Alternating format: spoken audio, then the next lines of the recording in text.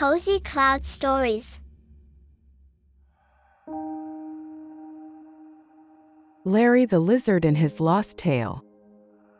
Larry the Lizard lived in a sunny patch of the meadow, where the grass swayed like green ribbons and the ground was warm underfoot.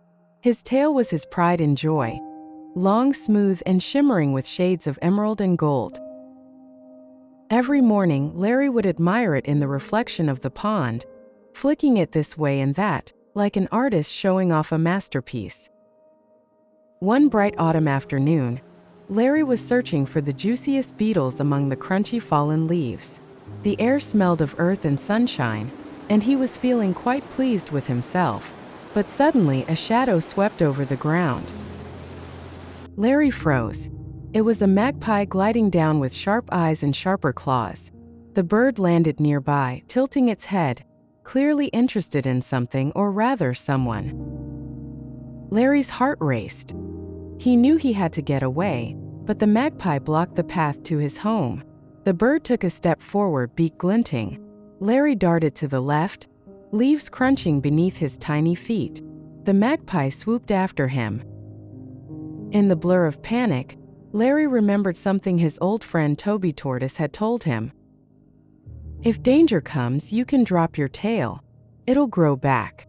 But you only get one chance to stay safe. It was not a pleasant thought, losing his beautiful tail, but the magpie was much too close now. Larry made the split-second decision. With a flick and a twist snap, his tail detached and wriggled on the ground. The magpie's eyes widened. Forgetting about Larry, the bird lunged at the twitching tail, thinking it was a meal. Larry didn't stop to watch. He raced under a tangle of brambles, his tiny chest heaving, safe but tailless. When the danger had passed, Larry peeked out. The magpie had flown away, tail and beak. The meadow felt quiet again, but Larry's reflection in a puddle made his heart sink. Where there once was a glorious tail, there was now only a short stub. That evening, Larry avoided his friends. He didn't want Benny Beetle or Kara Cricket to see him like this. What would they think? He imagined them laughing, whispering, or worse, pitying him. He curled up under a pile of leaves, feeling small and incomplete. The next morning, Larry tried to go about his day as usual, but he couldn't help feeling everyone was staring. Even though Kara Cricket greeted him cheerfully and Benny Beetle offered him half a berry, Larry mumbled an excuse and wandered off. Later that day, Toby Tortoise lumbered over. "Larry," he said gently, "you've been hiding from us." Larry sighed. "I don't want anyone to see me without my tail. I look silly." Toby chuckled. "Silly? You look alive. That magpie didn't get you, did it? Tails grow back, Larry. You can't grow back a lizard." Larry shuffled his feet. "But my tail was the best part of me." "No," Toby said. "The best part of you is the part that thought fast and kept you safe. That tail was just decoration. You are the masterpiece." The words sank in like warm sunlight. Maybe Toby was right. Maybe it wasn't his tail that made him special. It was his quick thinking, his swift legs, and his friends who cared about him no matter what.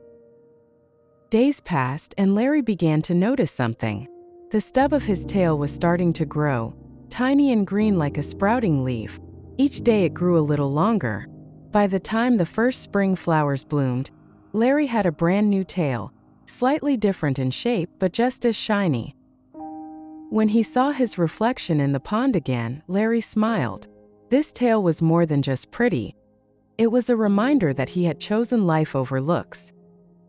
That evening, he joined his friends for a game of hide-and-seek in the meadow.